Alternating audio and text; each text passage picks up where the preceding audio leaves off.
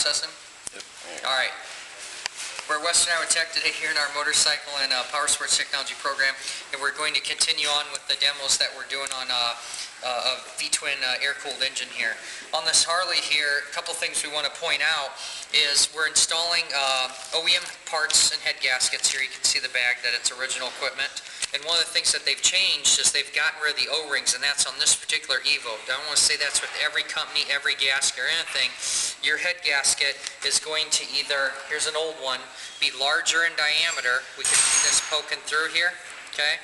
And with this style, this was the old one, we needed to use O-rings there in here. Harley's gone to great extremes to tell you not to use those. You'd end up squishing them out and you'd have problems. So we've talked about that quite a bit in class here today, so I'm going to move on for these guys so they don't have to hear it all over again. The other thing about the head gasket here is you see a part number. That part number is supposed to face up, telling the orientation of that. The cylinder head is good and clean. Is this the right one? This one? Cylinder head on our front here. Wouldn't be a good day to put these on backwards. Set this up on here. And okay. Now these dowel pins on here hold this pretty securely, so I don't have to worry about it or hold it too much. But a couple things that we're going to do, we've got these different bolts here, and one of the things the manual specifies for us to do is put a light film of oil around the head and then also around the threads. Now I want you to be careful here. If I just took this oil, guys, and filled this bolt up and then tried to thread it on here, I would hydraulically lock that and I'm going to have a problem. I'll either get a false torque because it can't ever actually bottom out, or I'm going to start to crack or break something. If you do that on fasteners going into an engine block, say you're putting engine cases together and you pour oil down and you thread that bolt in, you will break the engine case. Is everybody clear on that? So I'm going to take and just let these dump out. You'll see that I have just a minimal amount. What that's doing is that's coating that. Oops, didn't do the face on that one, did I? Now, I want you to think about something here. You guys have been through the fasteners class that we started off this year. Did you learn a little bit from those snap-on videos? Yep. Okay, now in those snap-on videos, they made a big deal that once we lubricate something, what does it do to the torque value? Drops it. It changes it. I honestly don't remember what direction if it drops it. I'll trust you on that one, but no matter what, we know that it changes it. The service manual says to wipe off the excess as well. You can see here that we have two lower ones and two taller ones, so I'm going to go ahead and just set these in here loose, kind of wipe off my excess again. We really should have lowered these benches for a couple of us, huh? Standing on my tiptoes, okay? Now what happens is that oil isn't going to drag across that aluminum or give us that false torque as well. So just go ahead and spin these down. You got your air or your electric impact, anybody? Let's speed this up a little bit. Not impact, not a very good word, is it? You got a clutch on that? No, I don't want to use it. No. Our snap-ons have a clutch, don't they? We'll speed this up a little bit here. Impact, that's my impact. True, okay. Notice here I'm quitting. I'm just going to get these snugged up. Now these guys have the service manual and they're looking up the specs for us as far as the torque specs. This is the big thing about the Harley Davidson. Now you notice as I put this down, if you didn't notice, if you didn't see if I was paying attention to the head gasket to make sure it didn't pop off the dowel pins or have any problems. Guys, I'm telling you, you got one shot on this. If you do this wrong, you put this back in the bike, you got the carb on, you got the exhaust on, rockers are on, everything else. To fix that head gasket is a lot of work. So we aren't going to screw up on the O-rings or any of those parts. I'm going to switch back here. Now the torque wrench that I'm going to use today is a snap-on. It's a digital torque wrench that has the angle meter on it. But the manual specifies for us to do it in a couple different steps, just like we're torquing anything else. They also give us a pattern that these guys are going to tell me what the pattern is to do it appropriately. My best recommendation is you only have 4 bolts. There's a lot of what we call as real estate in between these bolts, and if you just duplicate what the manual says, we have no problems. And we found that over and over. Right, guys? Yep. So, tell me what the pattern is and what the first step of torque is. Pattern starts on this one over here on the left side front. It'd be 1, then it goes back to 2, up this one for 3, then to 4. Okay. If I really was worried about it, I could do something like this, right? 1, 2, 3, and 4, right? Yep. Then I don't have to think about it. It's easy money, right? Okay. And the first step is? Start with number 1 and torque it to 7 foot-pounds. And then go to the 2, 3, and 4 in order and 7 to 9 foot-pounds. Okay, now one thing you'll notice is I kissed them, right? We talk about that, you know, these, as you guys are watching this on YouTube, there's just kind of a lot of terms or phrases we use around here, and that's one where we're just basically getting everything nice and even as it pulls down here, okay? All right, and what was the next step? Starting with number 1 again, go to 12 to 14 pounds. Okay, I'm going to go right up to the 14 here.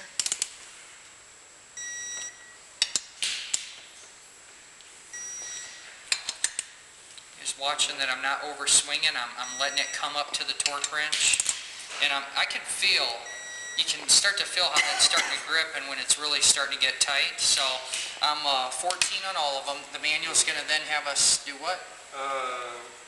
Supposed to mark a line on the cylinder head and corresponding one on the bolt, and starting the same sequence 1 through 4, one at a time, turn quarter turn or 90 degrees. Okay, I'm going to demonstrate how to do this. I'll use this fastener right here because I think it's going to be a little bit easier to see. So we're going to make a mark on the bolt, and what I want you guys to think about is a way that I can move that bolt 90 degrees that's easy to access. Do you see what I'm saying here? If I made the mark back here, if I made the mark here, my wrench could get into a problem where it's hard for me to make a stationary mark here. So what I like to do is I make my stationary mark real obvious and visible on the block, or excuse me, on the cylinder head itself. Does that make sense? And then I'm going to just do one out here, and I need to make a stationary mark here, or excuse me, a movable mark here and a stationary mark, and basically I'm going to pull those into each other. Does that make sense? Okay, so I'll go here, and then I'm going to go here. I'm going to do the same thing, or I'll make myself a reference out here, and I'm going to go here. Cool? Yeah. So now I've got to change the torque wrench to this degree symbol. And then what they want you to do is set the torque wrench on the bench. It's going to find 0. The last person that used this is 30 degrees, and we want 90, correct? 90, correct.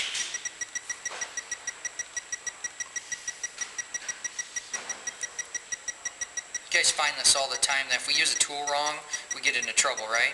So if I were to do this in the air, do it, you know, different than they tell us to, we're just taking a risk. What you'll notice here is you see that flat pad? So that's what's stabilizing this wrench, and it's finding whatever it needs to do to make sure we're 90. Now guys, here's the thing, I got one shot to do this right.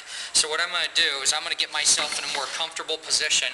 We'll bring the camera, we'll move the motor back around here. Now it's same pattern, 1, 2, 3, 4. 1, 2, 3, 4. So look at where I'm going to put the wrench here, basically to get this in the best possible place. Do you see how I'm going to try and, now if I go one more click, do you see how I'm exactly straight across? I'm setting this in the position that I want.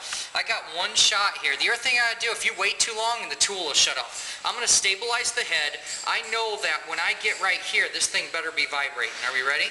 Hold the back of the motor too, please. My wrench is still good. Now what's cool is this is going to read this for me.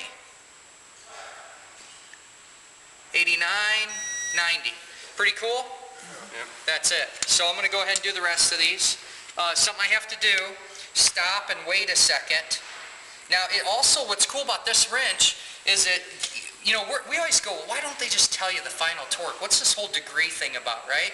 So for years when you're using a beam style torque wrench with an angle degree on it, all you ever knew was you were going 7, you were going 14, and then 90 degrees. You didn't know what the final torque was. This told me. This ended up at 33.3 foot-pounds. It gives me an idea. That size fastener, 33 pounds, makes sense? Mm-hmm. You know, it's pretty cool. So I love this Snap-on product here.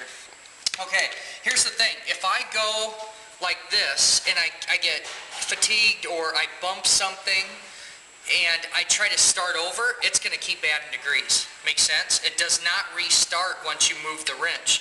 So if I go this far and I pick my wrench and go over it, the wrench resets, but it doesn't subtract the 45 that I just put into it. I would be 45 degrees over torqued. Are you clearly understanding that? You guys on YouTube too? So I'm going to make sure here. Do you guys like where I'm at right now? Yeah. Come on. Look at, I've got to spin this around because I want to keep preloading this. Do you see what I'm doing here? I'm going to go one more click. Okay. That's good. All right, ready? 88, 90. Look how good check this out. Let's turn the camera into that. Can the camera see those black marks there? Yeah. You see how lined up they are? Now with the lights. How awesome that. Better? Okay. Let me do these final two so that I don't forget. Now this time I need to get in a better position. I'm 90. Ready? Notice as I approach this, do you guys notice how I kind of slowed down with my technique? And I was pulling that into that 90 degree just to be exact there. I'm getting lucky on how I'm setting this up, aren't I?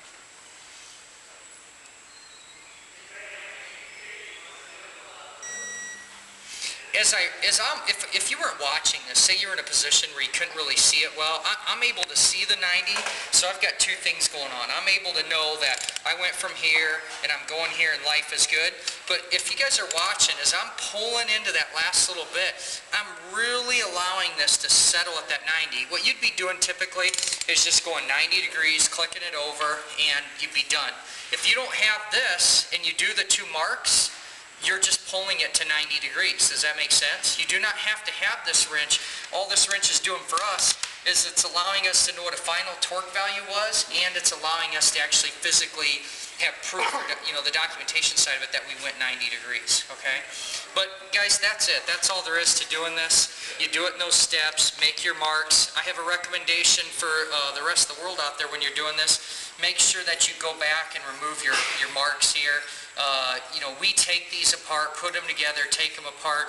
You guys, if you're working on a really nice finish like this, instead of having to take carb cleaner on here, you might just want to take a little piece of tape or maybe even chalk. Tire chalk's nice to scrape off so that you aren't leaving these marks. Customers hate it when they look at something you did and they see black, marks and notes. Even though that's a great technique because you're being perfectionate, make sure and get them off the vehicle.